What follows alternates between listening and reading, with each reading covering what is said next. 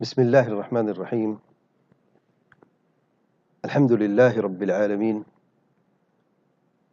والصلاة والسلام على سيد الأنبياء والمرسلين نبينا محمد وعلى آله وصحبه أجمعين، وبعد. اصول الإيمان کا درس جاری ہے اور آج کی نشست میں ہم چوتھے حصے پر بات کر رہے ہیں۔ ارشاد باری تعالیٰ ہے، يرفع الله الذين آمنوا منكم والذين أوتوا العلم درجات، اور دوسری آیت میں اللہ تعالیٰ کا ارشاد ہے، فَاعْلَمْ أَنَّهُ لَا إِلَهَ إِلَّا اللَّهُ۔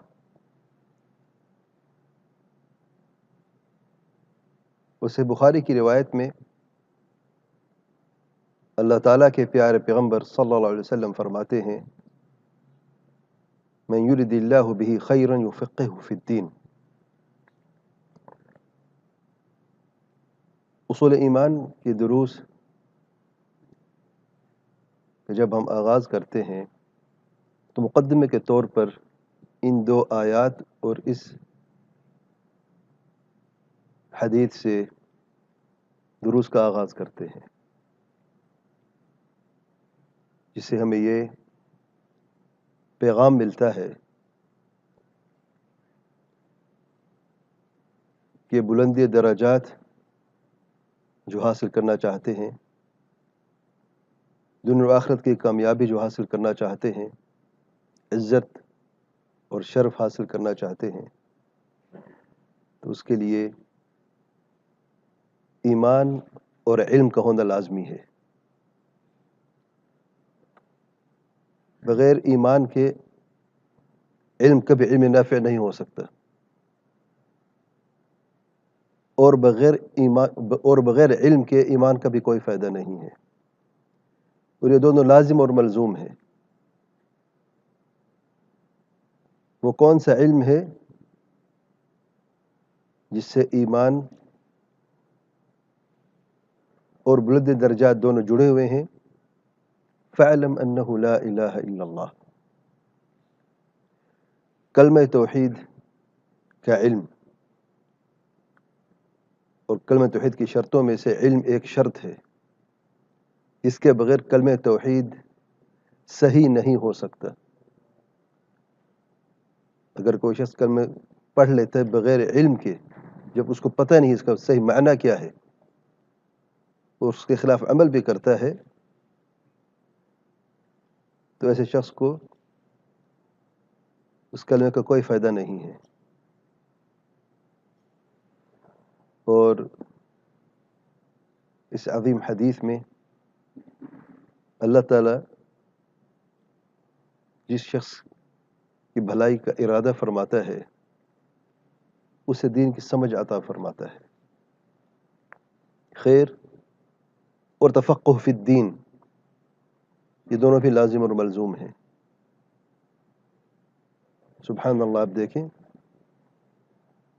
اللہ تعالیٰ نے خیر کو فقہ فی الدین سے جوڑ دیا ہے۔ اگر دین میں فقہ نہیں ہے تو دنیا میں کوئی خیر نہیں ہے، اور نہ ہی آخرت میں کوئی خیر ہے۔ یہ کون سا فقہ ہے اور دین یا شریعت کے اعتبار سے وہ کون سا علم ہے جس سے اللہ تعالیٰ نے خیر کو جوڑ دیا ہے؟ ہر دین کی اساس ہے، اور دین اسلام کی اساس ہے لا الہ الا اللہ محمد الرسول اللہ۔ یہ علم ہے کلمہ توحید کا علم۔ اگر دنیا جہاں کے سارے علوم حاصل کر لیے ہیں اور فقہ حاصل کر لی ہے، لیکن کلمہ توحید کی صحیح سمجھ نہیں ہے، پھر تو کوئی خیر نہیں ہے، نہ دنیا میں اور نہ ہی آخرت میں۔ تو کلمہ توحید لا الہ الا اللہ محمد الرسول اللہ کے لیے لازمی ہے کہ صحیح معنی سمجھا جائے اور اس پر عمل کیا جائے. اور اسی کلمہ توحید کی جب ہم بات کرتے ہیں تو کلمہ توحید کے صحیح معنی، کلمہ توحید کے ارکان، کلمہ توحید کی شرطیں اور کلمہ توحید کے تقاضے اور لوازمات بھی لازم آتے ہیں. اور اس کلمہ توحید کی لوازمات کو کہا جاتا ہے اصول الایمان، یا عقیدہ کا اصول بھی کہا جاتا ہے. بعض لوگ سمجھتے ہیں کہ صحیح عقیدے کے لیے موحد ہونا کافی ہے، کہ کوئی شخص شرک نہیں کرتا تو کافی ہے. اس میں کوئی شک نہیں کہ یہ صحیح عقیدے کی اساس اور بنیاد ہے، جس کے بغیر کسی کا بھی عقیدہ درست ہو ہی نہیں سکتا. لیکن صرف یہ کافی نہیں ہے، اصول ایمان میں اور بھی چیزیں جڑی ہوئی ہیں کلمہ توحید کے ساتھ، بلکہ کلمہ توحید کا ایک بنیادی حصہ سمجھی جاتی ہیں. جب علماء بات کرتے ہیں صحیح عقیدے پر یا عقیدے کے اصول پر یا اصول ایمان پر، تو پھر کلمہ توحید سے اصول ایمان کی ابتدا ہوتی ہے اور بعض فقہی مسائل تک پہنچ جاتی ہے، جیسا کہ آگے بیان ہوگا. تو اصول الایمان سب سے پہلے ارکان ایمان ہیں. پھر ایمان کی تعریف، ایمان کا معنی کیا ہے، صحابہ کرام کے تعلق سے اہل الجماعت کا عقیدہ کیا ہے. چوتھے نمبر پہ مسلمان حکمران فرما برداری کے تعلق سے اہل الجماعت کا کیا عقیدہ ہے، کیا موقف ہے. پانچویں نمبر پہ تکفیر کے تعلق سے اہل الجماعت کا کیا عقیدہ ہے. پانچویں نمبر پہ دوستی اور دشمنی، الولاء والبراء کے تعلق سے اہل الجماعت کا کیا عقیدہ ہے. چھٹے نمبر پہ کرامات اولیاء کے تعلق سے اہل الجماعت کا کیا عقیدہ ہے. ساتویں نمبر پہ دلیل اور استدلال کے تعلق سے اہل الجماعت کا عقیدہ. اس کے بعد وعد اور وعید کے نصوص پر اہل الجماعت کا کیا عقیدہ ہے. پھر بدعت اور اہل بدعت کے تعلق سے عقیدہ. اس کے بعد اہل الجماعت کا منہج بھی عقیدے کے اصولوں میں سے ایک اصل ہے. اور آخر میں 12ویں نمبر پر بعض متفرق مسائل، جس میں علماء اہل الجماعت نے اہل بدعت کی مخالفت کرتے ہوئے بعض فقہی مسائل کو بھی اصول ایمان میں شامل کر لیا، جیسے کہ موضوع پر مسح کرنا ایک فقہی مسئلہ ہے، لیکن آپ دیکھیں گے کہ عقیدے کی بعض کتابوں میں اس مسئلے کو بھی شامل کر دیا گیا ہے. تو یہ اصول الایمان ہے جو کلمہ توحید کے لوازمات میں سے ہے. 4 پر ہم پہلے بات کر چکے ہیں. آج کی نشست میں تکفیر کے تعلق سے اہل الجماعت کا کیا موقف ہے. 5واں اصل اصول ایمان میں سے مسئلہ تکفیر ہے. تکفیر کا معنی کیا ہے، ہمارا موضوع کہ ہم کیا بات کرنا چاہتے ہیں. عام لفظوں میں تکفیر کا معنی یہ ہے کہ کسی شخص پر یا کسی مسلمان پر کفر فتویٰ جاری کرنا اور اسے دائرہ اسلام سے خارج کر دینا، اسے کہتے ہیں تکفیر. اور یہ مسئلہ بہت عظیم مسئلہ ہے. اہل الجماعت کے نزدیک یہ عام مسئلہ نہیں ہے، اس کے خاص ضوابط ہیں، اصول ہیں، جیسے کہ ہم آگے دیکھیں گے. اور تکفیر کے تعلق سے ہم اس موضوع کو آسان کرنے کے لیے، جیسا کہ پہلے بھی ان دروس میں گزر چکا ہے، ہم درس کو 4 حصوں میں تقسیم کرتے ہیں. سب سے پہلے ہم جاننے کی کوشش کریں گے کہ تکفیر کے تعلق سے اہل الجماعت کا کیا عقیدہ ہے. دوسرے نمبر پہ عقیدہ کا اصول کیوں ہے، مسئلہ تکفیر کا عقیدے سے کیا تعلق ہے، کیوں اصول ہے. نمبر 4. نمبر 3 اصول کس نے بنایا ہے. اور چوتھے نمبر پہ تکفیر کے تعلق سے اہل بدعت کا کیا عقیدہ ہے. سب سے پہلے تکفیر کے تعلق سے اہل سنت والجماعت کا عقیدہ، موضوع کو پھر آسان کرنے کے لیے ہم 4 چیزوں پر بات کریں گے۔ سب سے پہلے تکفیر کا معاملہ جو ہے وہ اللہ تعالیٰ اور اللہ تعالیٰ کے پیارے پیغمبر صلی اللہ علیہ وسلم کے سپرد ہے، بغیر دلیل کے بات نہیں ہوگی۔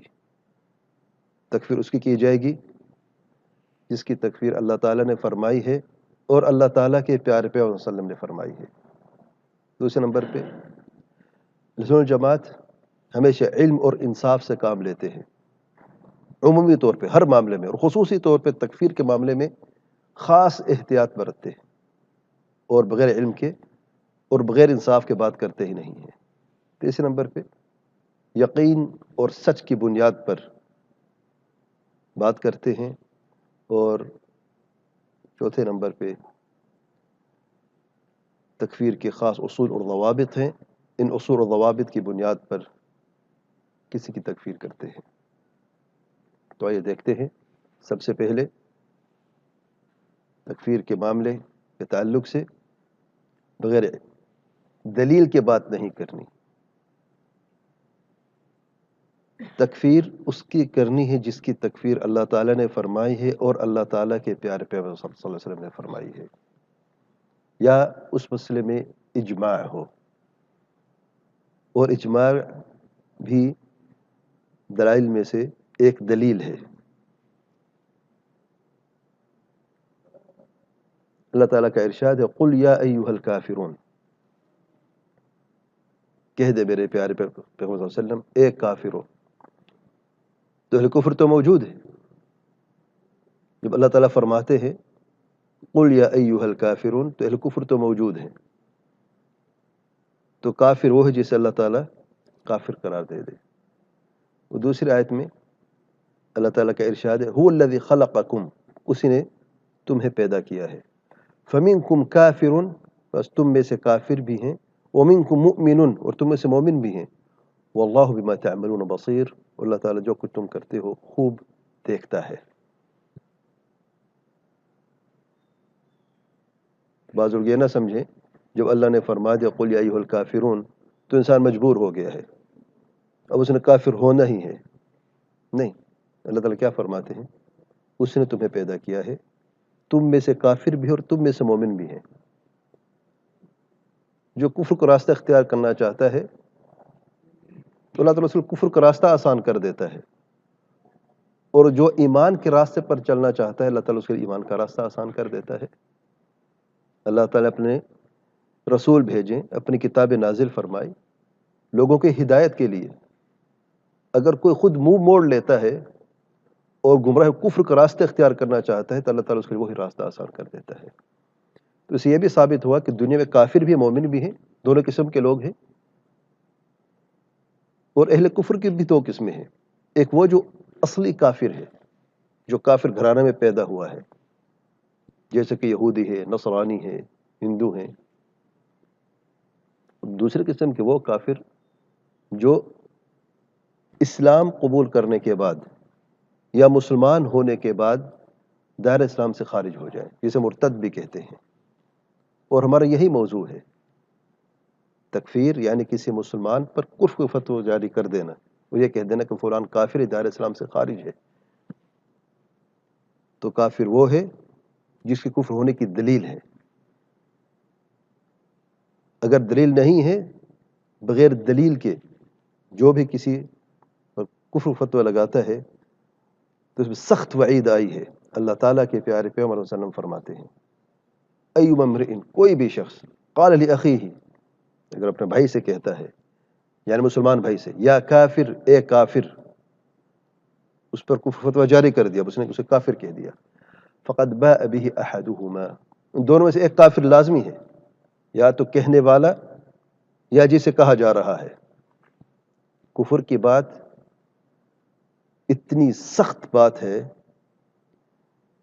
منہ سے اگر نکلتی ہے اور کسی کو متعین کر دیا جاتا ہے، اب دونوں میں سے ایک کافر لازمی ہے شریعت کے اعتبار سے۔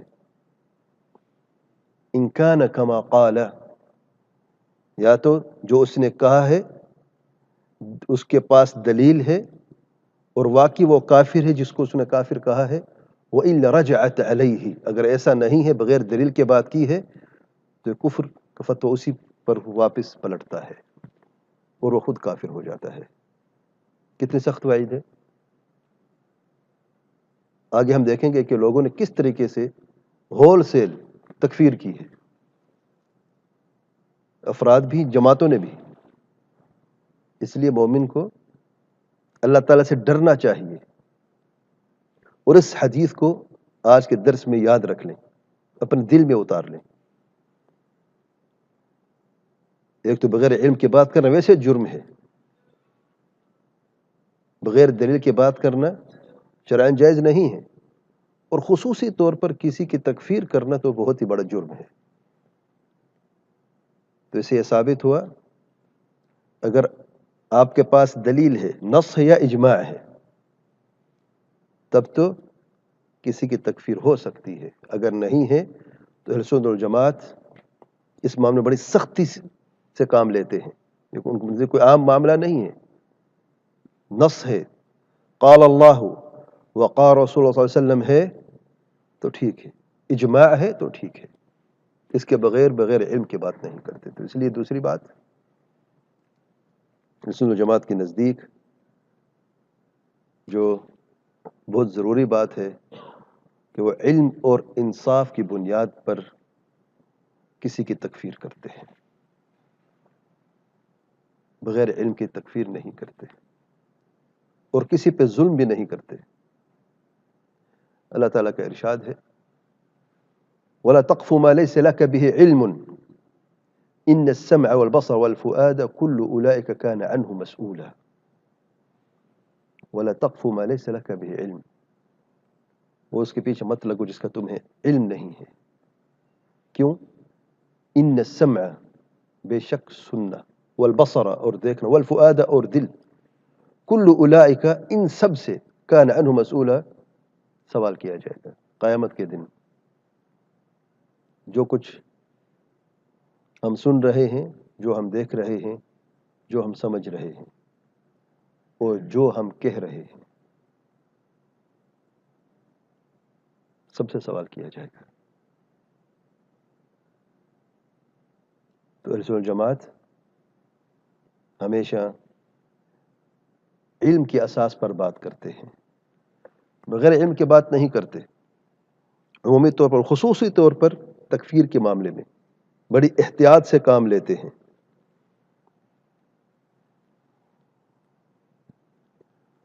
اور انصاف کے تعلق سے آیت کریمہ کا چھوٹا سا حصہ میں نے بیان کیا ہے، ورنہ اس میں تو بہت ساری آیات ہیں، بہت سارے دلائل ہیں۔ اللہ تعالیٰ کا ارشاد سورۃ الانعام میں، وَإِذَا قُلْتُمْ فَعْدِلُوا، تو انصاف لازمی ہے، کیونکہ وعید کیا ہے؟ اگر ظلم ہو گیا تو وعید کیا ہے؟ فَقَدْ بَاءَ بِهِ أَحَدُهُمَا، تو کفر واپس پلٹتا ہے۔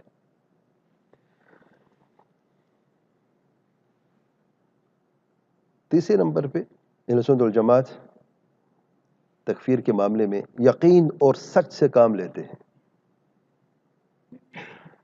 اگر شک اور شبہ ہو تو اپنی زبان نہیں کھولتے، کسی کی تکفیر نہیں کرتے، اور جھوٹا الزام بھی نہیں لگاتے۔ الزام تراشی ویسے حرام ہے، جائز نہیں ہے، اور تکفیر کے معاملے میں تو اور یہ جرم بڑھ جاتا ہے۔ اللہ تعالیٰ کا ارشاد ہے، وَلَا تَقُولُوا لِمَنْ أَلْقَى إِلَيْكُمُ السَّلَامَ لَسْتَ مُؤْمِنًا تَبْتَغُونَ عَرَضَ الْحَيَاةِ الدُّنْيَا إِلَى آخِرِ الْآيَةِ، سورۃ النساء۔ اس میں ایک قصہ ہے، پیارا قصہ ہے۔ اللہ تعالیٰ کا ارشاد ہے، وَلَا تَقُولُوا، اور مت کہو، لِمَنْ أَلْقَى إِلَيْكُمُ السَّلَامَ، جو تم پر سلام بھیجے، کہے السلام علیکم، لست مؤمنا، تم مومن ہی نہیں ہو، تبتغون عرض الحیات الدنیا، تم دنیا کے متاع میں سے کچھ چاہتے ہو۔ ایک عربی کا گزر ہوا بکرے چراتے ہوئے، تو بعض صحابہ نے اسے دیکھا، تو اس شخص نے کہا السلام علیکم، تو بعض صحابہ نے کیونکہ اسے پکڑے قتل کر دیا۔ اللہ تعالیٰ کے پیارے پیغمبر صلی اللہ علیہ وسلم خدمت میں حاضر ہوئے، اور جو اس کا مال متاع جو اس کی بکریاں تھی جو چرا رہا تھا وہ ساتھ لے کے آئے. اللہ تعالیٰ کے پیارے پیغمبر صلی اللہ علیہ وسلم کے سامنے معاملہ رکھا گیا. اللہ تعالیٰ نے اس آیت کو نازل فرمایا ہے کیونکہ لوگوں نے کہا کہ ہم نے اسے اسی لیے قتل کیا. اس نے ہمیں کہا السلام علیکم. کیا نشانی تھی مسلمان کی؟ سلام بھیجنا نشانی تھی، السلام علیکم. یہ بعض بات میں اذان کہ آپ صلی اللہ علیہ وسلم کسی جگہ پر حملہ کرنا چاہتے تو انتظار کرتے فجر کے وقت. اگر اذان سن لیتے تو واپس پلٹتے، اور اذان نہ سنتے تو پھر حملہ کر دیتے. اور انفرادی اعتبار سے کوئی آپ کو سلام کہتا السلام علیکم تو مسلمان ہی کہتے ہیں نا، کافر تو سلام نہیں بھیجتے نا. تو بعض نے عرض کی اللہ کے رسول صلی اللہ علیہ وسلم اسے تلوار کے ڈر سے کہا السلام علیکم. تو اللہ تعالیٰ نے آیات کو نازل فرمایا ہے وَلَا تَقُولُوا لِمَنْ أَلْقَى إِلَيْكُمْ السَّلَامَ لَسْتَ مُؤْمِنًا. مت کہو اس شخص کو جس نے تم پر سلام بھیجا کہ تم مومن نہیں ہو. تبتغون عرض الحیات الدنیا، کیا تم دنیا کے مال متاع سے کوئی چاہتے ہو کہ مال غنیمت ہمیں مل جائے گا؟ اور اس میں فتبینوا 2 مرتبہ ہے فتبینوا اس آیت میں. وقت کا میں پوری آیت میں بیان کر دیتا کیونکہ ابھی ہم نے بات کرنی ہے، لیکن جو میں شاہد ہوئے دیکھیں کتنی سخت وعید ہے اور تہدید ہے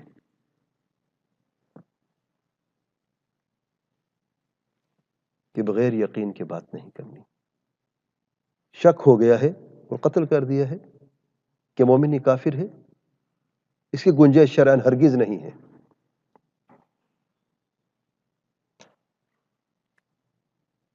دوسرا پیارا قصہ ہے متفق علیہ حدیث میں سے مسلم کا، میں نے یہاں پہ اس میں چھوٹا سا حصہ بیان کیا ہے. ایک جنگ میں اب دیکھیں جنگ کے دوران، پہلے قصے میں جنگ نہیں تھی، اب دیکھیں اچھا جنگ کے دوران دیکھیں ذرا معاملہ اور دیکھیں. جنگ جاری ہے اور ایک کافر نے کافی نقصان پہنچایا اہل ایمان کو اور کئی صحابہ کو اس شخص نے قتل کیا، شہید کیا. تو سیدنا اسامہ بن زید رضی اللہ عنہ، سیدنا اسامہ بن زید رضی اللہ عنہ نے اس شخص کو دیکھا اور سبحان اللہ اس سے جب قتال ہوا تو سیدنا اسامہ اس پہ غالب آ گئے. تلوار اٹھے قتل کرنے کے لیے تو اس شخص نے کہا لا الہ الا اللہ، جان بچانے کے لیے. سیدنا اسامہ رضی اللہ عنہ نے وار کر اسے قتل کر دیا. جنگ ختم ہوئی، معاملہ پہنچا اللہ تعالیٰ کے پیارے پیغمبر صلی اللہ علیہ وسلم کی خدمت میں. اللہ تعالیٰ کے پیارے پیغمبر صلی اللہ علیہ وسلم نے فرمایا اقال لا الہ الا اللہ وقتلتہ. یہ جو آپ دیکھ رہے ہیں اس وقت، کیا اس شخص نے جب کہا لا الہ الا اللہ تم نے پھر بھی اسے قتل کر دیا؟ قال قلت یا رسول اللہ انما قال خوفا من السلاح. اللہ تعالیٰ کے پیارے پیغمبر صلی اللہ علیہ وسلم، اس شخص نے کہا تو ہے لا الہ الا اللہ، کلمہ تو پڑھا ہے لیکن تلوار کی ڈر سے پڑھا ہے. اب تلوار سر پہ دیکھی پہلے پڑھ لیتا، جب تلوار سر پہ دیکھی موت سے بچنے کے لیے کلمہ پڑھ لیا ہے. قال افلا شققت عن قلبه حتى تعلم اقالها ام لا. کیا تو نے اس کے سینہ چیر کے اس کے دل کو کھول کے دیکھا ہے کہ اس نے واقعی دل سے کہا یا زبان سے کہا یا تلوار کے ڈر سے کہا؟ فما زال يكررها. اور اللہ تعالیٰ کے پیارے پیغمبر صلی اللہ علیہ وسلم بار بار اسی جملے کو بار بار فرماتے رہے افلا شققت عن قلبه افلا شققت عن قلبه حتى تمنيت انی اسلمت یومئذ. یہاں تک کہ یہ عظیم صحابی فرماتے ہیں، سیدنا اسامہ رضی اللہ عنہ فرماتے ہیں یہاں تک کہ میں نے یہ تمنا کی کہ کاش میں آج ہی مسلمان ہوتا، آج ہی کلمہ پڑھتا، اتنی بڑا جرم مجھ سے ہو گیا ہے.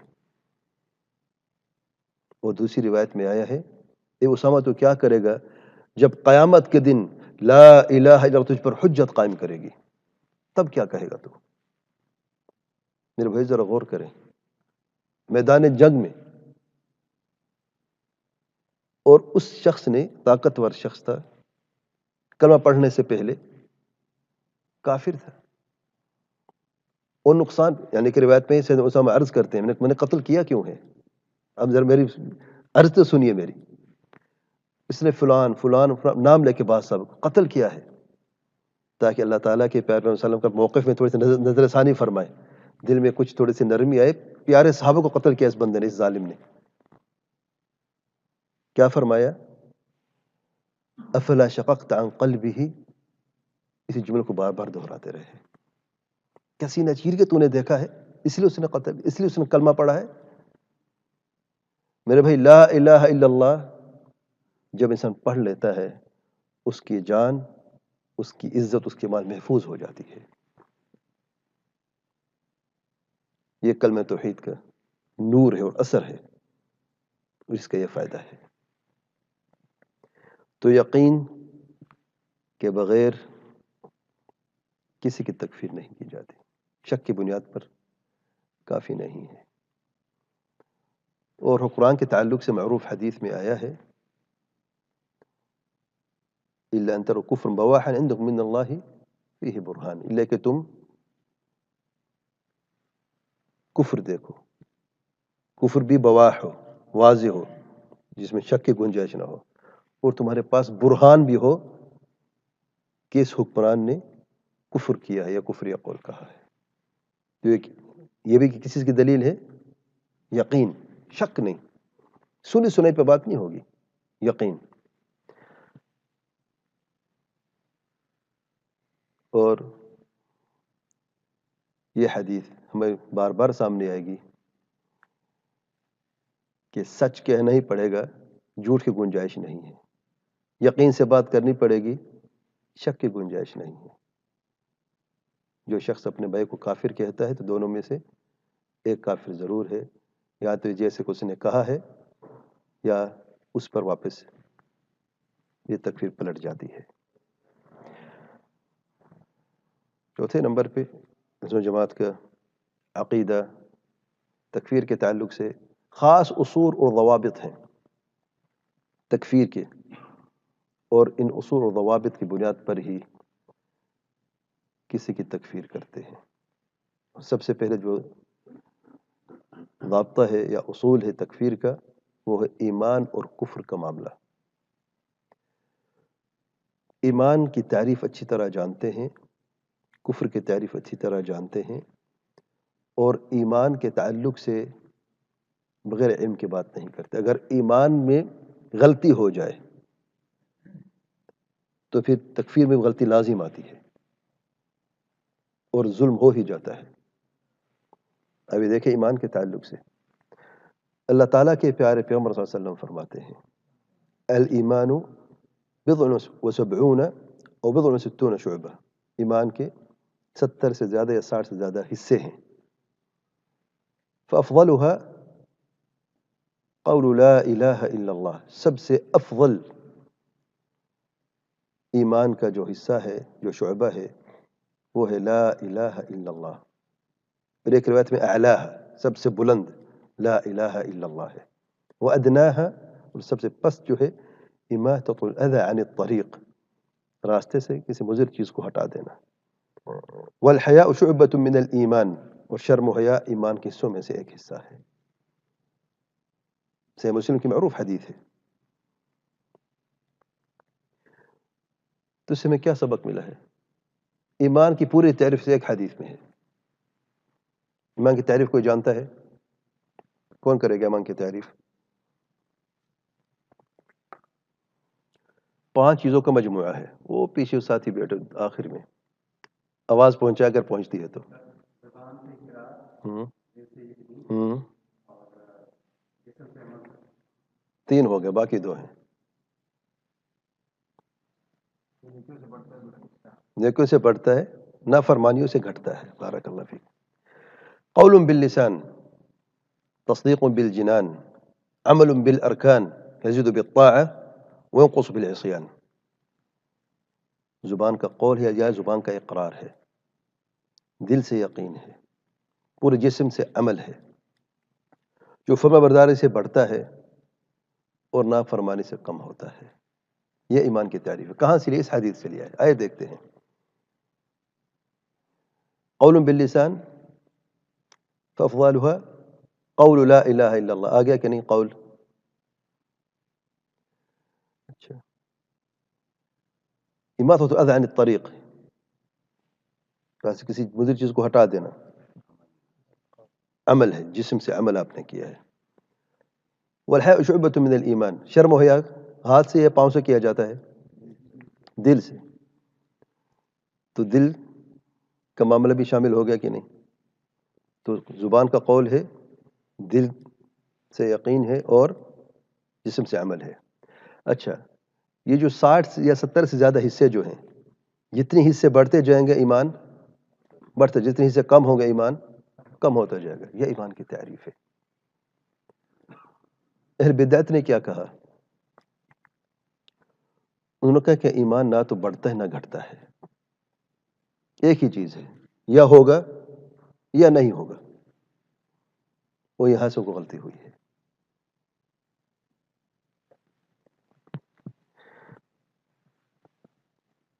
دوسری حدیث دیکھتے ہیں، مزید تھوڑی وضاحت. اللہ تعالیٰ کے پیارے پیغمبر صلی اللہ علیہ وسلم فرماتے ہیں لا یزنی الزانی حین یزنی وہو مؤمن، نہیں زنا کرتا زنا کرنے والا جب وہ زنا کرتا ہے جبکہ وہ ایمان کی حالت میں ہوتا ہے. یعنی ایمان کی حالت میں زناکار کبھی زنا نہیں کر سکتا. ولا یشرب الخمر حین یشرب وہو مؤمن، اور شراب پینے والا جب وہ شراب پیتا ہے تو وہ مومن نہیں ہو سکتا. ولا یسرق حین یسرق وہو مؤمن، اور جب وہ چوری کرتا ہے تو ایمان کی حالت میں چوری نہیں کرتا.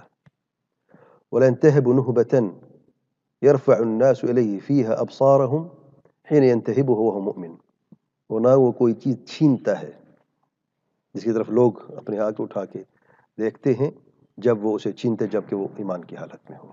متفق علیہ حدیث ہے. زناکاری گناہ ہے، شراب خوری گناہ ہے، چوری گناہ ہے، ڈکیتی گناہ ہے، کبیرہ گناہ ہے سب. لیکن ایک چیز دیکھیں، ایمان کی نفی ہو رہی ہے کہ جب یہ گناہ کرتا ہے تو اس کا ایمان نہیں ہوتا ہے، نفی ہو رہی ہے. تو اس کیا مطلب کافر ہو گیا؟ کیا خیال ہے؟ مزید دیکھتے اگلی حدیث، مزید وضاحت دیکھیں. متفق علیہ حدیث میں اللہ تعالیٰ کے پیارے پیغمبر صلی اللہ علیہ وسلم فرماتے ہیں یخرج من النار، جہنم کے آگ سے نکلے گا. کون؟ من قال لا الہ الا اللہ، جس نے کہا لا الہ الا اللہ. وفی قلبہ وزن شعیرۃ من خیر، اور اس کے دل میں وزن شعیرہ، شعیرہ کہتے ہیں جو کے وزن کے برابر اگر کسی کے دل میں خیر ہے وہ جہنم سے نکلے گا. وَيَخْرُجُ مِنَ النَّارِ، اور جہنم سے یہ شخص بھی نکلے گا، یعنی سے خارج کیا جائے گا. من قال لا الہ الا اللہ، جس نے کہا لا الہ الا اللہ. وفی قلبہ وزن برۃ من خیر، اور اس کے دل میں گندم کے دانے کے وزن کے برابر خیر ہے. وَيَخْرُجُ مِنَ النَّارِ، اور یہ بھی جہنم سے نکلے گا. کون؟ من قال لا الہ الا اللہ، جس نے کہا لا الہ الا اللہ. وفی قلبہ وزن ذرۃ من خیر، جس کے دل میں ذرے برابر، ذرے کے وزن کے برابر خیر باقی ہے، اسے بھی جہنم سے نکال دیا جائے گا. اور دوسری روایت میں آیا ہے وزن شعیرۃ من الایمان، خیر کی جگہ ایمان کا لفظ ہے، اور یہاں سے خیر سے مراد ایمان ہی ہے. تو اسے کیا ثابت ہوا؟ دیکھیں زندگی میں اس نے گناہ کیا کہ نہیں؟ تھوڑے یا زیادہ کیے؟ نہیں، زیادہ نہیں، بہت زیادہ کیے. کہ ایمان کتنا باقی رہا؟ ذرہ برابر ایمان باقی رہا. عمل تو اس نے کیا کیا ہے؟ یعنی کفر کے سوا باقی سب کچھ کرتا رہے وہ. دیکھیں مصیبت، دیکھیں اگر کفر کرتے تو ذرہ بھی باقی نہ رہتا نا. تو کفر نہیں کیا، اس کے علاوہ باقی جتنے بھی کبیرہ گناہ ہے شاید اس نے چھوڑا نہیں ہے. لیکن ایسے شخص پہ بھی ایسا وقت آئے گا کہ اسے جہنم سے نکالا جائے گا. کیوں نکلا ہے؟ ایمان کی وجہ سے.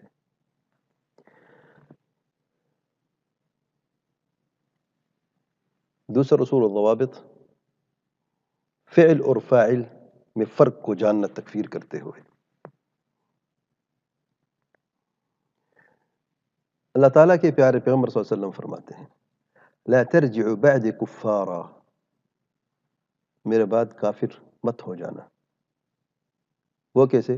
یضرب بعضکم رقاب بعض الی آخر الحدیث، جبکہ تم ایک دوسرے کا قتل کرتے رہو۔ کفر ہے اور قتل ہے، ظاہر کیا لگ رہا ہے کہ قاتل کافر ہے، کیا خیال ہے؟ حدیث میں کیا نظر آ رہا ہے؟ لا ترجعوا بعد کفارا یضرب بعضکم رقاب بعض، تو کیا قتل کرنا کفر ہے؟ آئیے دیکھتے ہیں اللہ تعالیٰ کا ارشاد سورۃ الحجرات میں وَإِن طَائِفَتَانِ مِنَ الْمُؤْمِنِينَ اقْتَتَلُوا، اور جب دو گروہ مومنوں میں سے آپس میں اقتتال کریں فَأَصْلِحُوا بَيْنَهُمَا، دونوں آپس میں صلح کرو، الی آخر الآیہ۔ ہمارا شاہد یہیں پہ ہے وَإِن طَائِفَتَانِ من الکفار یا من المؤمنین، اللہ نے کیا فرمایا؟ سامنے دیکھیں، من المؤمنین، کیا کیا آپس میں؟ قتال کیا۔ ایمان باقی ہے یا باقی نہ رہا قتال کرنے سے؟ تو قتال بھی ہے اور ایمان بھی ہے۔ حدیث میں کیا تھا؟ قتال بھی ہے اور کفر بھی ہے، تو کیا کوئی تضاد ہے، تعارض؟ نعوذ باللہ۔ قاعدہ یاد رکھیں، اہل سنت جماعت کا قاعدہ ہے کبھی بھی تعارض نہیں ہو سکتا اللہ تعالیٰ کے فرمان میں اور اللہ تعالیٰ کے پیارے پیغمبر صلی اللہ علیہ وسلم کے فرمان میں۔ قرآن اور صحیح حدیث میں کبھی ٹکراؤ ہو نہیں سکتا۔ کیوں؟ وَمَا يَنطِقُ عَنِ الْهَوَىٰ إِنْ هُوَ إِلَّا وَحْيٌ يُوحَىٰ، تو پھر اس سے مراد کیا ہے؟ پھر اللہ تعالیٰ کے پیارے پیغمبر صلی اللہ علیہ وسلم نے کیوں فرمایا ہے لا ترجعوا بعدی کفارا یضرب بعضکم رقاب بعض، تو کفر کا یہ لفظ کیوں آپ صلی اللہ علیہ وسلم نے بیان فرمایا ہے؟ کیا جواب ہے؟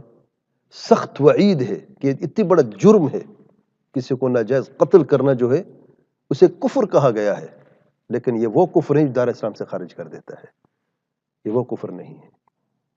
واضح ہے؟ تو اس میں جماعت کیا موقف ہے؟ فعل اور فاعل میں، فعل تو کفر ہے، کیا فاعل کافر ہے؟ نہیں۔ تو نصوص کو دیکھنا چاہیے، بعض نصوص میں کفر کا لفظ واقعی آیا ہے، لیکن کیا اس سے مراد کرنے والا بھی کافر ہو گیا ہے اور دار اسلام سے خارج ہو گیا ہے؟ تو اس کے دیکھنا لازمی ہے۔ وہی حدیث دیکھ لیں آپ، ابھی گزری ہے، شراب زنا کار جو ہے، شراب خور جو ہے، چور اور ڈکیت جو ہے، ایمان کی نفی کی گئی ہے۔ کیا خیال ہے؟ ایمان کی نفی سے نفی تو کمال ایمان کی ہے، لیکن یہاں پہ دیکھیں ایک فعل ہے اور ایک فاعل ہے۔ فعل زنا ہے، فاعل مومن جو زنا کر رہا ہے اس کا ایمان باقی رہا ہے۔ اور یہ حدیث بھی گزر چکی ہے، اسی دلیل کی بنیاد پر فعل و فاعل میں فرق لازمی ہے کہ کبیرہ گناہ ہو رہا ہے، فعل ہو رہا ہے، بعض کبیرہ گناہوں کو کفر بھی کہا گیا ہے، اس کے باوجود بھی فاعل کافر نہیں ہے۔ بارک اللہ، تو اس کو بہت لازمی ہے دیکھنا فعل و فاعل کو۔ تیسرا اصول الضوابط سنت جماعت کے نزدیک تکفیر کے معاملے میں مطلق اور معین۔ تکفیر مطلق، پورا گروہ کافر ہے یا پوری جماعت کافر ہے، یا سارے کے سارے جو لوگ ہیں فلان حصے میں جو وہ کافر ہیں، یا متعین شخص کافر ہے، دونوں میں فرق زمین آسمان کا فرق ہے۔ اللہ تعالیٰ کا ارشاد ہے من اہتدى فإنما يهتدي لنفسه، جو ہدایت پاتا ہے تو وہ اپنے لیے ہدایت پاتا ہے، ومن ضل فإنما يضل عليها، اور جو گمراہ ہوتا ہے تو اپنے لیے گمراہ ہوتا ہے، ولا تزر وازرة وزر أخرى، اور کوئی بوجھ اٹھانے والے کسی اور کا بوجھ نہیں اٹھائے، وما كنا معذبين حتى نبعث رسولا، اور ہم کسی کو عذاب دینے والے نہ تھے جب تک کہ ہم رسول نہ بھیجتے۔ امام ابن کثیر رحمہ اللہ تفسیر میں فرماتے ہیں اخبار عن عدل اللہ تعالی، اللہ تعالیٰ کا عدل انصاف کی خبر ہے اس آیت میں، وانه لا يعذب احدا الا بعد قيام الحجة عليه بارسال الرسول الیہ، کہ اللہ تعالیٰ کسی کو عذاب نہیں دیتا الا یہ کہ اس پر حجت قائم کی جائے رسول کو بھیجنے سے۔ رسول کیوں بھیجے گئے ہیں؟ اللہ تعالیٰ کا پیغام لے کے آئے ہیں۔ جس تک یہ پیغام پہنچ گیا ہے اور اس کے بعد اس نے انکار کیا ہے، تب تو الگ بات ہے۔ اگر پیغام پہنچے ہی نہیں ہے، جو گمراہ ہوتا ہے وہ خود گمراہ ہوتا ہے، جو ہدایت یافتہ ہونا چاہتا ہے اسی کو فائدہ ہے نا، کسی اور کو تو نہیں ہے نا۔ سبحان اللہ۔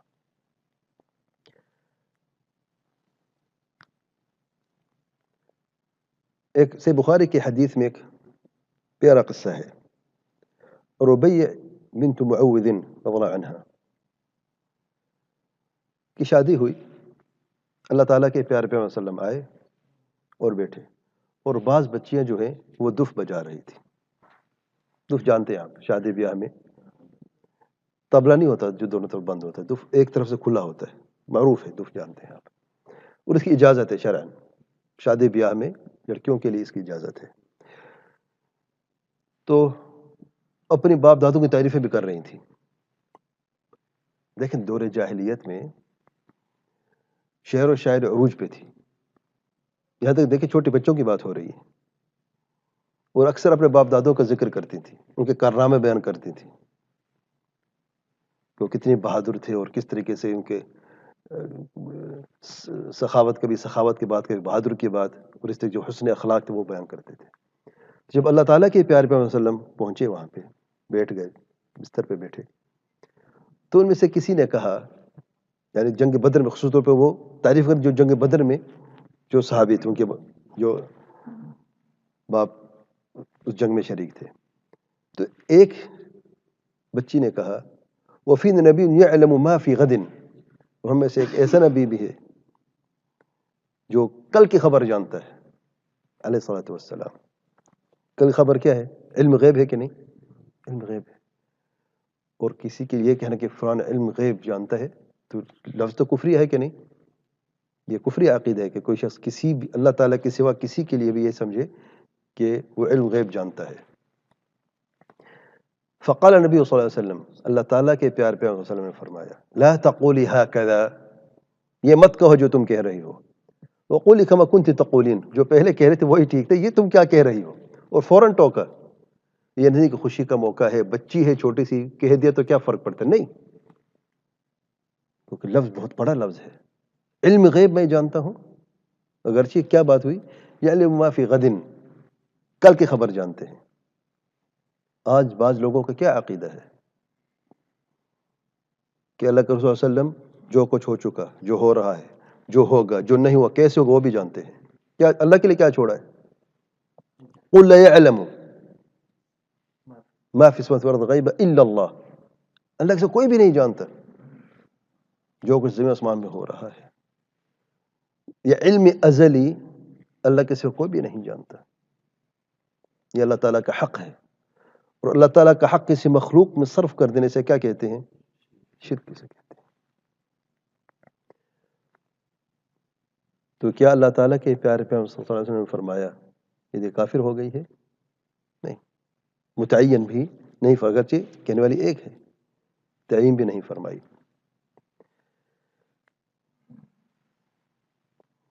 اچھا، اس میں ایک چیز بھی اور دیکھ لیں،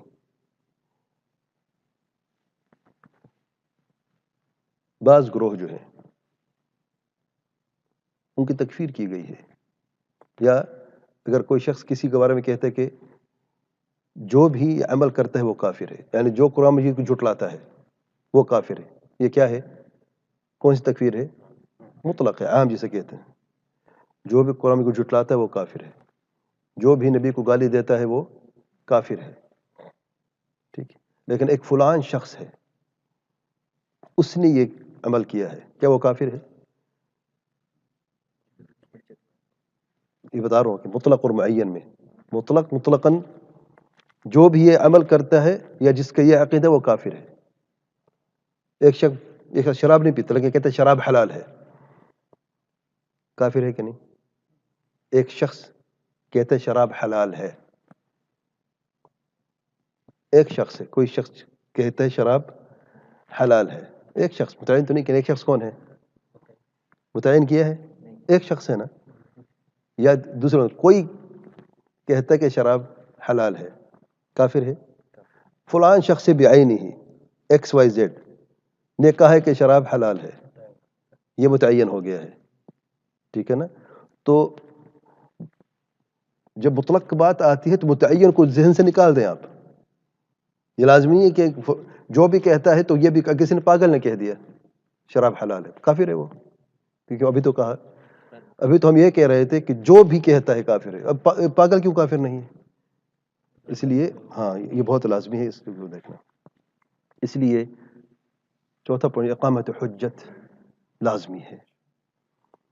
اقامت حجت کے بغیر تکفیر نہیں ہوتی. لزوم جماعت کہ تکفیر کی طرف سے اصول میں سے بہت اہم اصول ہے. اس میں بھی ہم کیونکہ 4 رول آف 4 کے جا رہے ہیں آسانی کے لیے یاد کرنے کے لیے طلباء علم کے، اور ہمارے بات بہت لمبی آپ کو پتہ ہے، ہم نے آسانی کے لیے اس کو یہ 4 کر کے تاکہ آپ کو ٹپس بھی یاد ہو جائیں. قبل حجت بھی 4 چیزوں سے ہوتی ہے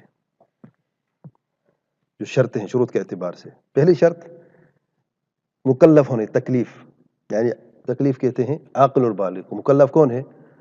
جو عاقل اور بالغ ہے. اس کی دلیل اللہ تعالیٰ کے پیارے پیغمبر صلی اللہ علیہ وسلم فرماتے ہیں رفع القلم عن 3، قلم کو اٹھا دیا گیا 3 لوگوں سے. یہ قلم کون سی ہے؟ تکلیف کی قلم، یعنی یہ مکلف نہیں ہے. کون؟ یہ 3 کون سے ہیں؟ عن النائم حتى يستيقظ، سوتے ہوئے شخص جب تک کہ اسے جاگ نہیں آ جاتی. نیند میں کسی نے کوئی کفر لفظ کہہ دیا، کافر ہو جائے گا؟ نہیں، کیونکہ سوتا ہوا شخص. دلیل یہ حدیث ہے. وعن الصغير حتى يكبر، وہ چھوٹا بچہ جب تک وہ بڑا نہیں ہوتا. چھوٹے بچے نے کو کفری لفظ کہہ دیا، دین کو گالی دے دی، نعوذ باللہ، تو کافر ہو وہ؟ نہیں. کیوں؟ کیونکہ آپ نے فرمایا رفع القلم عن 3، ان میں سے چھوٹے بچوں بھی شامل ہیں. تیسرے نمبر وعن المجنون حتى يعقل او يفيق، اور پاگل سے جب تک کہ وہ اسے عقل نہیں آ جاتی واپس، یا جب تک کہ اسے جاگ نہیں آ جاتی ہے، اس کی عقل واپس نہیں آ جاتی. ابن ماجہ نے روایت کیا اور علماء نے صحیح فرماتے ہیں اس حدیث کو. تو عاقل اور بالغ ہونا لازمی ہے، پہلی شرط ہے. دوسری شرط علم کا ہونا، اور اس کی دلیل میں اللہ تعالیٰ کے پیارے پیغمبر صلی اللہ علیہ وسلم فرماتے ہیں والذی نفس محمد بیدہ، اس ذات کی قسم جس کے ہاتھ میں میری جان ہے، لا يسمع بأحد من هذه الأمة يهودي ولا نصراني، کوئی بھی شخص اس امت میں سے یہودی اور نصرانی ان بارے میں نہیں سنتا، ثم يموت، پھر وہ مر جاتا ہے، ولم يؤمن بالذي ارسلت به، اور نہیں ایمان لاتا جس چیز پر مجھے مبعوث کیا گیا ہے، یعنی اسلام کی رسالت پر ایمان نہیں لے کے آتا، الا كان من اصحاب النار، الا کہ وہ اصحاب النار میں سے ہے. سے مسلم کی معروف حدیث ہے. شرح مسلم میں منور رحمہ اللہ فرماتے ہیں ففي نسخ الملل كلها، اس حدیث کے فوائد میں سے فرما رہے ہیں، ان میں سے سب سے پہلی بات یہ فرما رہے ہیں کہ جو پچھلی ملتیں تھیں سب منسوخ ہو گئی ہیں. کس چیز سے؟ برسالت نبینا صلی اللہ علیہ وسلم، آپ صلی اللہ علیہ وسلم کی رسالت سے. وہی مفہوم ہی دلالة على أن من لم تبلغه الدعوة الإسلام فهو معذور، اس میں یہ بھی دلیل ہے کہ جسے اسلام کی دعوت نہیں پہنچی وہ معذور ہے. وهذا جار على ما تقدم في الأصول، اور یہ پہلے سے اصول گزر چکے ہیں ان کے مطابق، أنه لا حكم قبل ورود الشرع على الصحيح، کہ کوئی حکم نہیں کسی پہ قائم کیا جاتا جب تک کہ شریعت اس تک نہ پہنچائی جائے، اور یہ صحیح قول ہے.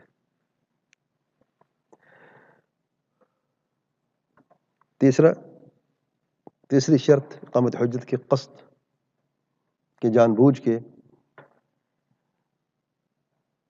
تکفیر کا لفظ کہا ہو یا عمل کیا ہو.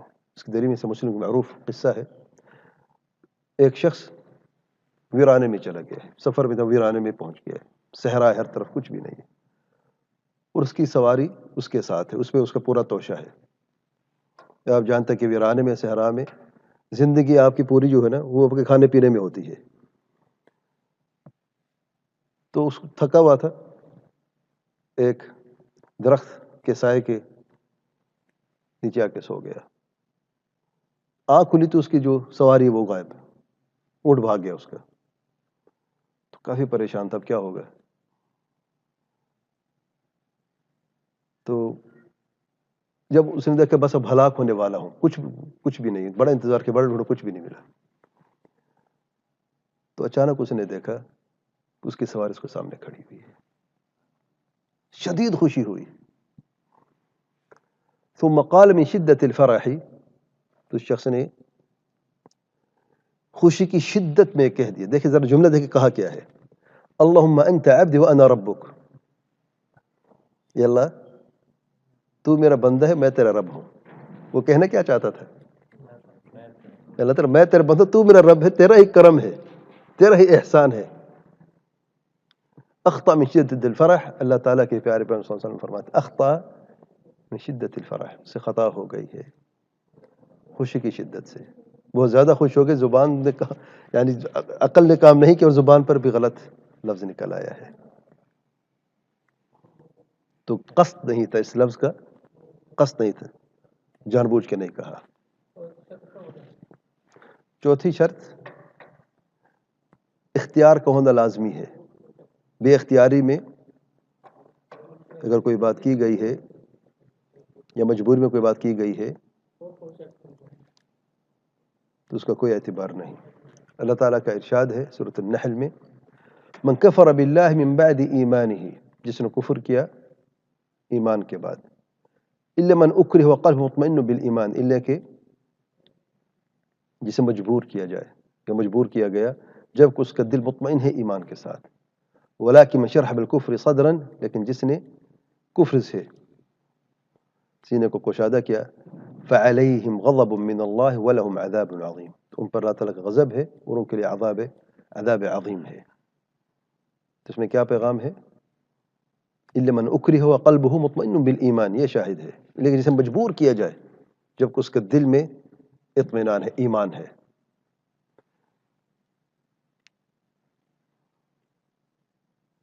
دوسرے قسم کو جو اصول و ضوابط اقامت حجت کے لیے، وہ ہے رکاوٹوں کا ختم ہونا. شرطوں کا ہونا لازمی ہے اور رکاوٹوں کا نہ ہونا لازمی ہے. سب سے پہلی رکاوٹ تکفیر کے معاملے میں کیا ہے؟ جہالت. اس کی دلیل میں یہ حدیث جو گزر چکی ہے، ربیع بنت معوذ، جب اس جاریہ نے، اس لڑکی نے کہا وفینا نبی یعلم ما فی غد، جاہل تھی، پتہ نہیں تھا اسے کہ میں جو کہہ رہی ہوں بہت بڑا لفظ ہے، حرام ہے، جائز نہیں، اس کو علم نہیں ہے. تو یہی وجہ ہے کہ تکفیر نہیں ہو، کیونکہ جہالت جو ہے وہ رکاوٹوں میں سے ایک رکاوٹ ہے. دوسری رکاوٹ بھول یا خطا. اس کی دلیل میں اللہ تعالیٰ کے پیارے پیغمبر صلی اللہ علیہ وسلم فرماتے ہیں ان اللہ قد تجاوز عن امتی الخطأ والنسیان وما استکرہوا علیہ. ابن ماجہ نے روایت کیا، امام البانی صحیح فرماتے ہیں، بے شک اللہ تعالیٰ نے یقیناً تجاوز فرمایا میرے امت سے، یعنی معاف فرما دیا. کس چیز کو؟ الخطأ، خطا کو، والنسیان اور بھول، وما استکرہوا علیہ، جس پر انہیں مجبور کیا گیا ہے، اس کی معافی ہے. اور حدیث میں ابھی گزرا قصہ اس مسافر کی جس کی سواری اسے غائب ہو گئی، اور جب اس نے سواری کو جب ہلاک ہونے اس کو یقینی ہوا، پھر اچانک اس کی آنکھ کھلی، دیکھا کہ اس کی سواری اس کے سامنے کھڑی ہے، تو یہ کفر لفظ اس کی زبان سے نکل گیا، اللہم انت عبدی وانا ربک. اخطا من شدت الفرح، اللہ تعالیٰ کے پیارے پیغمبر صلی اللہ علیہ وسلم نے فرمایا. تو یہاں پر کیا ہوئی؟ اس سے خطا ہو گئی ہے. اگلی رکاوٹ جو مجبوری. اگر کوئی مجبور ہو جاتا ہے، کوئی کسی پہ کفری لفظ کہنے پر مجبور کر دیتا ہے یا کفر عمل کہنے مجبور کر دیتا ہے، تو ایسے شخص کافر ہے. کافر ہے کیوں؟ کیونکہ اللہ نے فرمایا ہے الا من اکرہ وقلبہ مطمئن بالایمان، تمہارے دل کی حالت کیسی ہے. اس پہ قصہ بھی معروف قصہ سیدنا عمار بن یاسر کا قصہ جو ہے، اس مجبور کیا گیا کہ آپ کو برا بلا کہیں، تو شدید مارا پیٹا، قتل کی دھمکی دی، تو مجبور نے کہہ دیا کچھ. پھر عرض کرتے اللہ تعالیٰ کے پیارے پیغمبر صلی اللہ علیہ وسلم روتے ہوئے کہ مجھ سے بہت بڑا گناہ ہو گیا ہے. کیا ہو گیا؟ مجھے ان ظالموں بہت مارا پیٹا اور قتل کی دھمکی بھی دی، تو میں نے آپ کی طرف سے کچھ ایسے بات کہی ہے. تو اللہ تعالیٰ اس آیت کو نازل فرمایا ہے، اور اللہ تعالیٰ کے پیارے پیغمبر صلی اللہ علیہ وسلم نے فرمایا فَإِنْ عَادُوا فَعُدْ، اگر دوبارہ سے تم بھی دوبارہ ایسے کہہ دینا، کوئی حرج نہیں ہے. تو کفر یا قول یا کفر فعل، پھر اگر کوئی مجبور کسی کو کر دے تو کفر لازم نہیں آتا. اور حدیث میں گزر چکا ہے ان اللہ قد تجاوز امتی الخطأ والنسیان وما استکرہوا علیہ، شاہد کیا وما استکرہوا علیہ. اور آخر میں چوتھے نمبر پہ تأویل.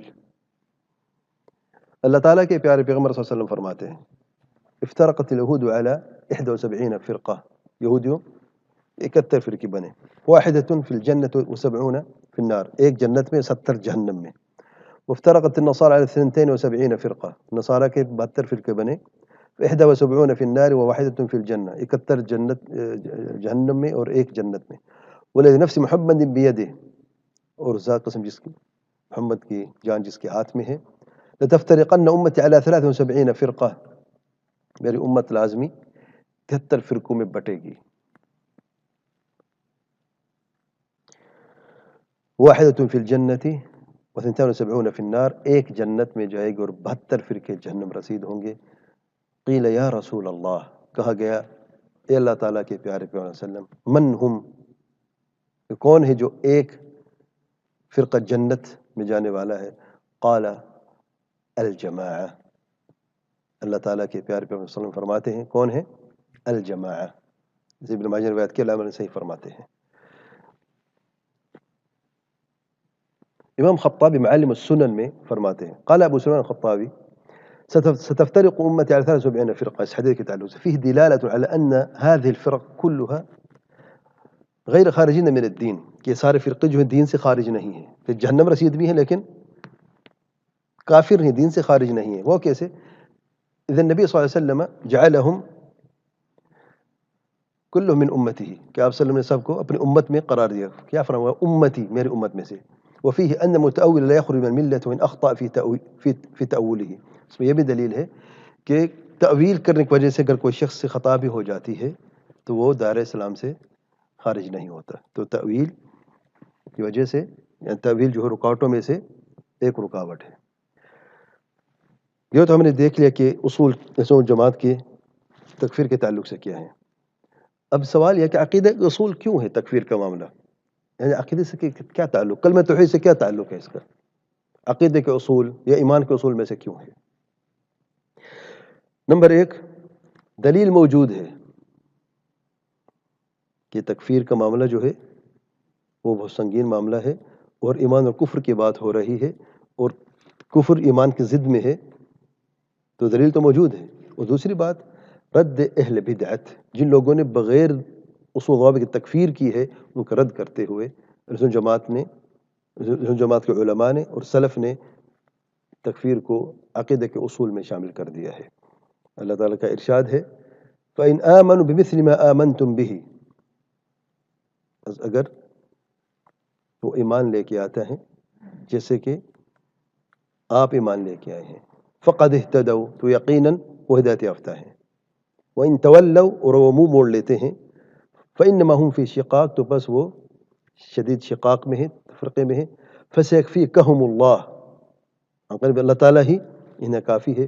وَهُوَ السَّمِيعُ الْعَلِيمُ، اور اللہ تعالیٰ خوب سننے والا، خوب جاننے والا ہے. جو وہ کہتے وہ خوب سنتا ہے، جو دل میں چھپاتے وہ خوب جانتا ہے. میرے بھائی ایک ہی راستہ ہے، سلف کا راستہ ہے، سبیل المؤمنین ہے. جس کا عقیدہ، جس کا ایمان صحابہ سلف جیسا نہیں ہے تو یقیناً وہ شقاق میں لازمی ہے، تفرقہ لازمی ہوگا. امت میں دیکھ کتنی فرقے ہیں. اگر راستہ صحابہ والا ہوتا، اگر عقیدہ صحابہ جیسا عقیدہ ہوتا، اگر ان کا ایمان اور ایمانی مسائل جو ایمانیات جو ہیں صحابہ اور سلف جیسے ہوتے تو واللہ تفرقہ نہ ہوتا. اللہ کا فرمان بالکل واضح ہے. یہ تفرقہ، شدید شقاق اور یہ اختلاف کیوں ہوا، تفرق کیوں ہوا؟ اس کی بنیادی وجہ کیا ہے کہ صحابہ جیسا عقیدہ نہیں ہے. وجہ کیا ہے؟ کیونکہ صحابہ کا منہج اختیار نہیں کیا. وجہ کیا ہے؟ کیونکہ صحابہ جیسی فہم نہیں ہے، سمجھا نہیں ہے جیسا کہ صحابہ اور سلف نے سمجھا ہے. ٹھیک ہے، تو اصول کس نے بنایا ہے تکفیر کے معاملے کو؟ ہمیں کہتے ہیں اصول ایمان میں سے تکفیر بھی ایک اصول ہے. آئے دیکھتے ہیں. ہم نے سلف کی بات کی ہے. سب سے پہلے امام اہل سنت والجماعہ امام احمد بن حنبل رحمہ اللہ فرماتے ہیں، اور اہل سنت نہ اہل قبلہ کے بارے میں کسی عمل کی وجہ سے جو اس نے کیا ہے جنت اور نہ دوزخ کی گواہی دیتے ہیں. یہ نیکوکار کے لیے امید رکھتے ہیں اور ان کے بارے میں ڈرتے بھی ہیں، اور بدکاروں کے بارے میں ڈرتے ہیں اور اللہ کی رحمت کی امید بھی اس کے لیے رکھتے ہیں. اور جو اللہ سے اس حالت میں ملے گا کہ اس نے گناہ کیا ہوگا، اب دیکھ کبیرہ گناہ کی بات ہو رہی ہے، جس سے جہنم کا عذاب اس پر واجب ہو جاتی ہے، مگر اس نے توبہ کر لیا ہوگا تو اس گناہ پر بغیر اصرار کیے ہوئے اللہ سے ملا ہوگا تو اللہ عز و جل اس کی توبہ قبول کر لے گا، کیونکہ وہ اپنے بندے کی توبہ قبول کرتا ہے اور ان کے گناہوں کو درگزر کر دیتا ہے. اور جو اللہ سے اس حالت میں ملے گا کہ اس پر اس دنیا میں اس گناہ کی حد قائم ہو چکی ہوگی تو وہ اس کے لیے اس گناہ کا کفارہ ہو جائے گا، جیسا کہ رسول اللہ صلی اللہ علیہ وسلم سے خبر آئی ہے. اور جو اپنے گناہوں پر بغیر توبہ کیے ہوئے مصر رہا، جس کی وجہ سے اس پر سزا واجب ہو گئی، اب غور سے سنیں، اب اس نے توبہ بھی نہیں کی، کوئی کفارہ بھی اس کا نہیں ہوا، اور اس کو موت آ گئی گناہ کرتے ہوئے، کبیرہ گناہ کرتے ہوئے، تو اس کا معاملہ اللہ عز و جل کے سپرد ہے. اگر وہ چاہے تو اسے عذاب دے اور اگر چاہے تو اسے معاف کر دے. اور جو اللہ سے کفر کی حالت میں ملے گا تو وہ اسے عذاب دے گا اور اسے معاف نہیں کرے گا. کفر کی حالت اور ہے، کبیرہ گناہ اور ہے. کبیرہ گناہ کا مرتکب اللہ تعالیٰ کے سپرد ہے اس کا معاملہ. اللہ تعالیٰ چاہے تو اپنا عدل و انصاف سے اسے سزا دے جہنم میں، جیسے کہ حدیث میں کیا ہے، جس کے دل میں جو کرائے کے وزن کے برابر بھی خیر یا ایمان باقی، وہ بھی جہنم سے نکال لیا جائے گا. کون؟ یہی لوگ ہیں کبیرہ گناہ کی کرتے رہے، توبہ نہیں کی، زندگی میں موت آ گئی ہے، توبہ کا موقع نہیں ملا، تو اللہ تعالیٰ چاہے پر عدل و انصاف سے اتنی سزا دے جتنی کہ ان کے گناہ ہے. جب گناہ سے دھل جائیں گے، صاف پاک ہو جائیں گے، تب جنت میں چلے جائیں گے. لیکن اگر کوئی کفر پہ مر گیا ہے تو اس کی کوئی بخشش نہیں ہے. اور یہ امام العلقائی شرح اصول اعتقاد السنہ والجماعہ جلد نمبر 1 میں، اور آگے جتنی بھی میں حوالے بیان کروں گا اور سلف کے اقوال جہاں پہ علماء کے میں بیان کروں گا، یہی حوالہ یاد کر، اس لیے الگ سلائڈ میں سے بیان کر دیا ہے کہ سب کے یہی حوالے ہیں. یہ ایک بڑی پیاری کتاب ہے جس میں شرح اصول اعتقاد السنہ والجماعہ، ہم اصول ایمان کی بات کر رہے ہیں اور عقیدہ کے اصول کی بات کر رہے ہیں. تکفیر کا مسئلہ بیچ میں آیا کہ نہیں آیا؟ محمد بن حنبل رحمہ اللہ نے فرمایا کہ کبیرہ گناہ کرنے والا کافر نہیں ہوتا. اچھا، مزید وضاحت دیکھیں آپ. امام المحدثین امام بخاری رحمہ اللہ فرماتے ہیں، ذرا غور سے سنیں، بڑی پیاری بات فرماتے ہیں. فرماتے ہیں میں نے 1000 سے زیادہ اہل علم سے ملاقات کی. کتنی؟ 1000 سے زیادہ. کہاں پہ؟ یہ بھی سنیں ذرا. اہل حجاز میں سے، اور مکہ اور مدینہ، کوفہ، بصرہ، واسط، بغداد، شام اور مصر کے اہل علم سے، ان سے میں نے بار بار ملاقاتیں کی. سبحان اللہ، ایک دفعہ نہیں، ایک تو 1000 سے زیادہ، پھر پورے عالم اسلامی کی سیر کرنی، اسی مقصد کے لیے علماء سے ملنا ہے، علم حاصل کرنے کے لیے، علم حدیث کے لیے. اور ایک مرتبہ نہیں، بار بار ملاقات کی، ایک کے بعد دوسرے زمانے میں، پھر ایک کے بعد دوسرے زمانے میں. میں 46 سال سے زیادہ ان کو پاتا رہا. کتنے سال لگ گئے؟ ہماری عمریں کتنی ہیں؟ 46 سال. اچھا، اور وہ بہت زیادہ تعداد میں تھے.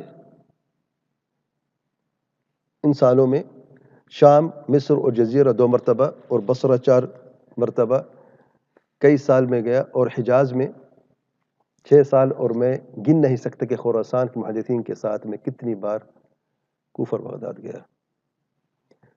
پھر آگے فرماتے ہیں میں ان میں سے کسی ایک کو بھی ان چیزوں میں اختلاف کرتے ہوئے نہیں دیکھا.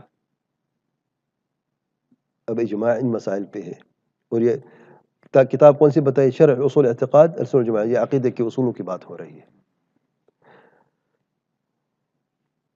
ان میں سے کئی چیزوں کا ذکر ہے جو شاہد ہے، جو ہمارا موضوع ہے، اس پہ ہم بات کرتے ہیں. فرماتے ہیں وہ کون جن سے ملاقاتیں کی 1000 سے زیادہ علماء سے، جو امام بخاری کے استاد سمجھے جاتے ہیں.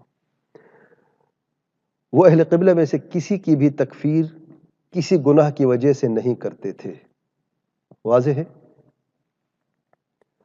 وہ اہل قبلہ میں سے کسی کی بھی تکفیر کسی گناہ کی وجہ سے نہیں کرتے تھے، کیونکہ اللہ تعالیٰ کا فرمان ہے ان اللہ لا یغفر ان یشرک به ویغفر ما دون ذلك لمن یشاء الى آخر الآیہ، سورۃ النساء۔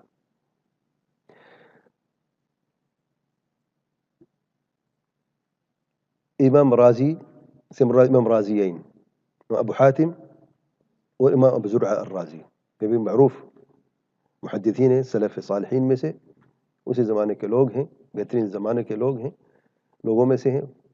فرماتے ہیں کبیرہ گناہ کرنے والے اللہ کی مشیت کے تحت ہیں، اور ہم اہل قبلہ میں سے کسی کی تکفیر اس کے گناہوں کی وجہ سے نہیں کرتے، اور ہم ان کے پوشیدہ امور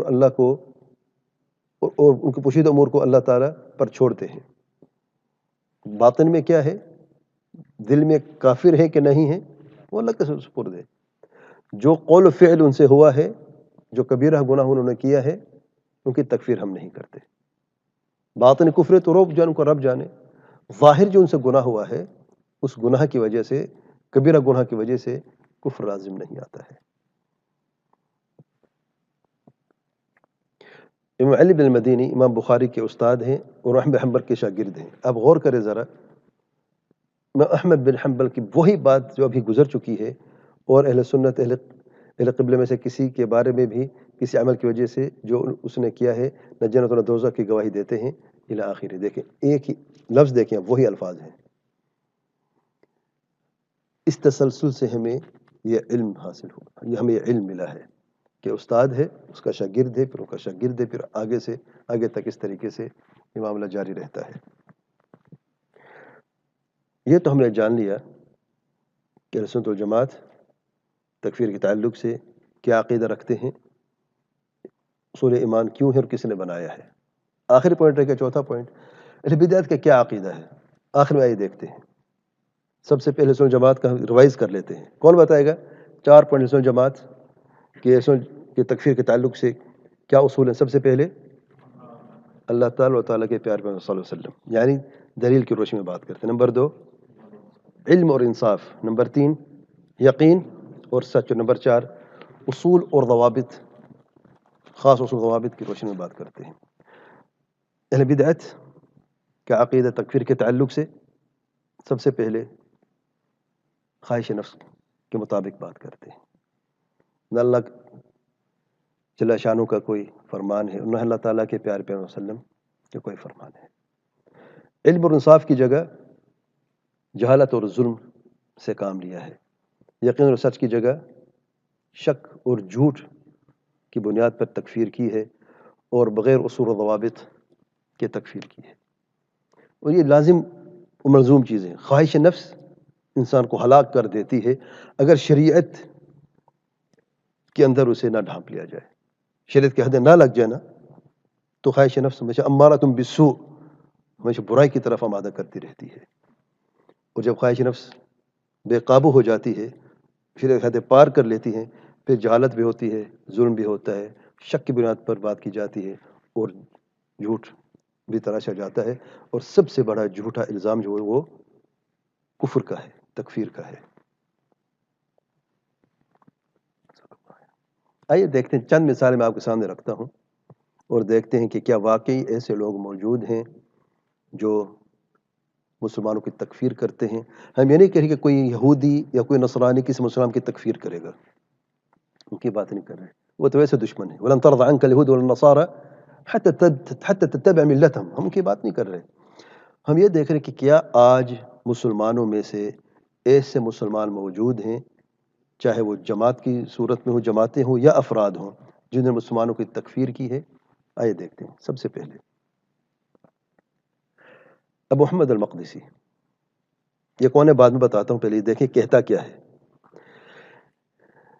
کہتا ہے آج پوری کی پوری دنیا دار الکفر ہے، یہاں تک کہ مکہ اور مدینہ بھی،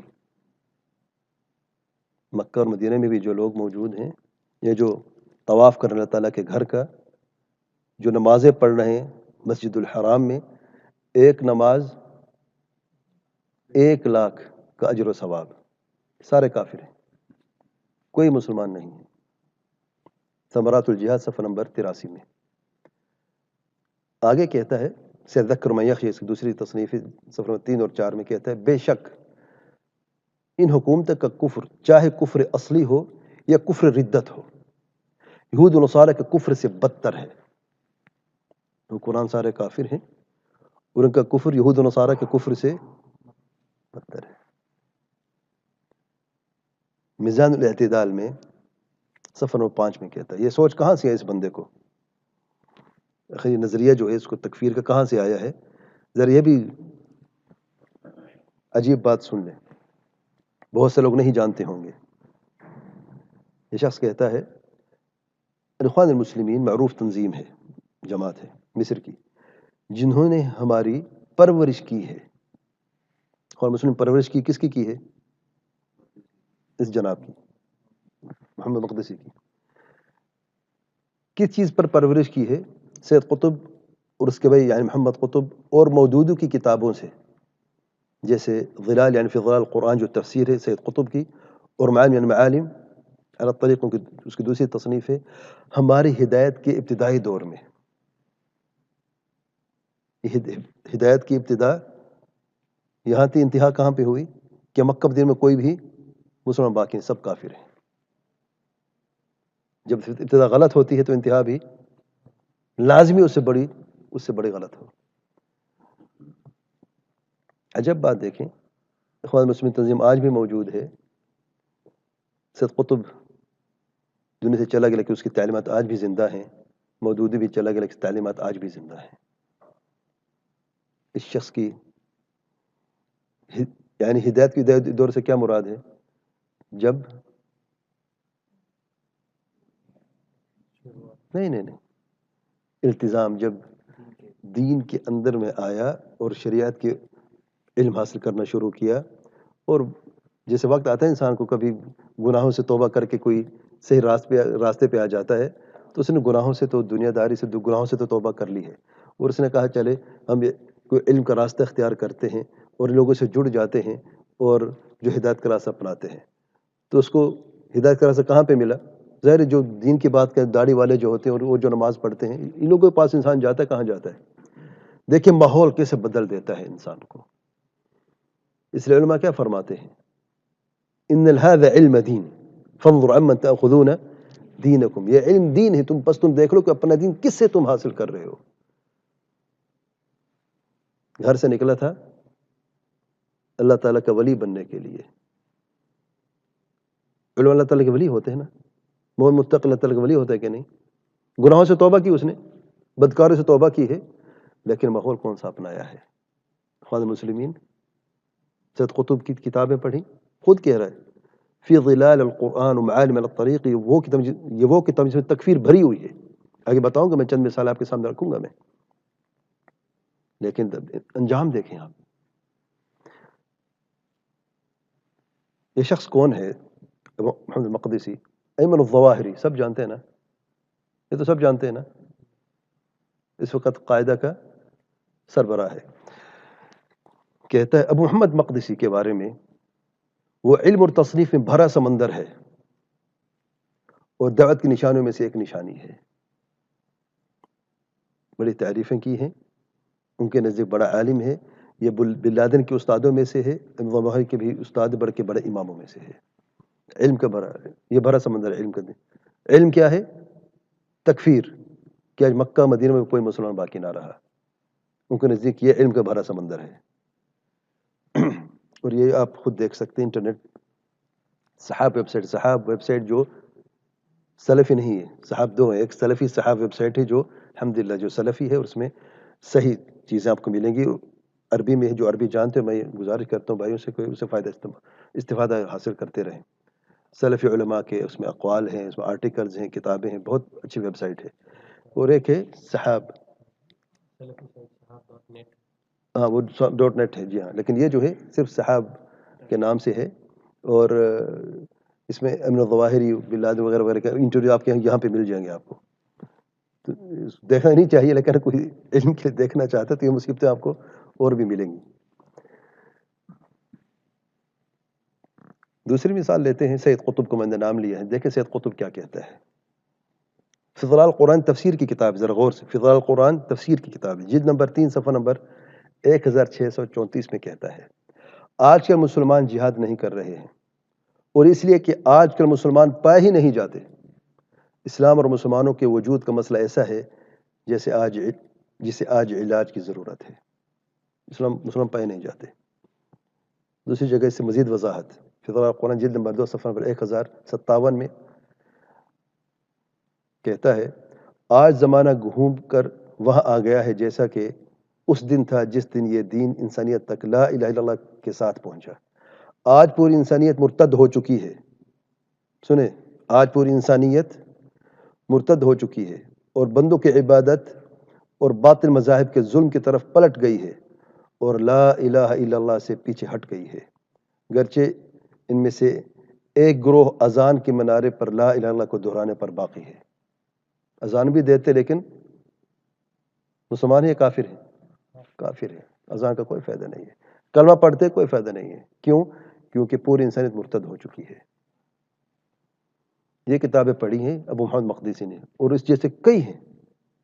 محمد مقدسی ایک نام ہے، ایسے کئی جوان، ایسے کئی لوگ آج بھی موجود ہیں جو سید قطب کی تعلیمات، مودودی کی تعلیمات سے تکفیر کا سبق لے چکے ہیں۔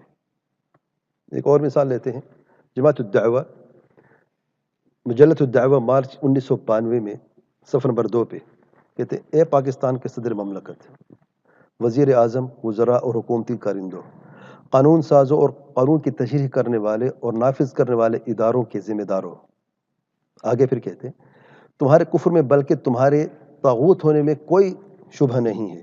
اللہ کے قرآن کا یہ فیصلہ ہے کہ جو اپنے حلال و حرام کے ضابطے اور قوانین بتاتا ہے وہ اللہ کے مقابلے پر اپنے آپ کو رب بناتا ہے۔ تمہارے کفر میں بلکہ تمہارے طاغوت ہونے میں کوئی شبہ نہیں ہے۔ کسی کو چھوڑا ہے؟ سارے کافر ہیں۔ آخر میں ابوبکر بغدادی کون ہے؟ یہ داعش کا سربراہ، اپنا عقیدہ اور داعش کا دستور بیان کرتے ہوئے کہتا ہے چونکہ آج سارے مسلمان ممالک میں طاغوت کے احکام اور شریعت بلند ہیں، ہمارا یہ عقیدہ ہے کہ ان سارے ممالک کے حکمران اور فوج کافر ہیں اور ان سے قتال قابض صلیبی سے بھی زیادہ واجب ہے۔ یہ ہمارا عقیدہ ہے۔ داعش یعنی یہ تعلق سے یوٹیوب ویڈیو کلپ ابھی بھی موجود ہے، اسے دیکھا جا سکتا ہے۔ یہ چند مثالیں تھیں، وہ لسٹ بہت لمبی ہے، مزید اگر آپ نے دیکھنا ہے تو ابھی کچھ دن پہلے جو درس گزرا ہے، کچھ مہینے پہلے، یاد ہے کون سا درس تھا؟ پورا ٹائٹل بھول گئے؟ داعش و تکفیر میں کھوئی خلافت اور داعش کا قصہ، جلدی بھول جاتے ہیں ہم لوگ، اس میں آپ کو مزید تفصیل مل جائے گی اور بھی اقوال آپ کو مل جائیں گے تکفیر کے تعلق سے۔ اللہ تعالیٰ ہم سب کے لیے آسانی فرمائے اور ہر شر سے محفوظ فرمائے۔ واللہ اعلم، سبحانک اللہم و بحمدک، اشہد ان لا الہ الا انت، استغفرک و اتوب الیک۔